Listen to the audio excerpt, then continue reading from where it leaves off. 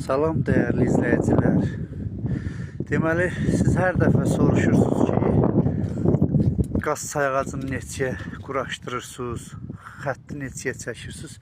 Mən də sizə izah edeyim. Bəzən olur ki, görürsünüz ki, bax, buradan belə qaz kəməri keçir. Bu da vətəndaşın hesabınadır. Evin içi də vətəndaşın hesabınadır. Bir də ki, sizə bir söz deyim ki, bax, buradan ana linadan çəkilir.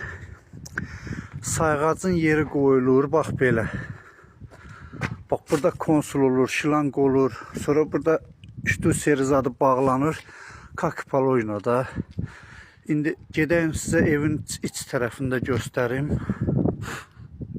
Deməli, bax, buradan zaborun üstü ilə belə gedmişik.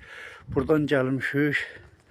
Bax, bura kombinin yeridir. Bax, bunu da sizə izahını verim ki, kombi üstünə qoyulub sular, qaz birləşməsə, yəni gətirib sayğac quraşdırılmır. Yəni onu da biləsiniz. Sonra buradan bir qol ayrılmışıq, 15'dir. Gəlir, siqnalizasiya qoyulub, detektor qoyulub bura. Bir də sizə bir şey də göstərim. Divarın içində görürsünüzmü, ciliz var. Bax, parmağımla göstərim, bax, ciliz. Bax, bu ciliz də hətta olmalıdır. Boru o cilizin içindən keçməlidir. O da olmasa qəbul eləmirlər. Evin içində göstərim sizə. Deməli, gördüyünüz kimi cilizin, bax, cilizin bir ucu buradan çıxıb. Bax, burada siqnalizasiyası.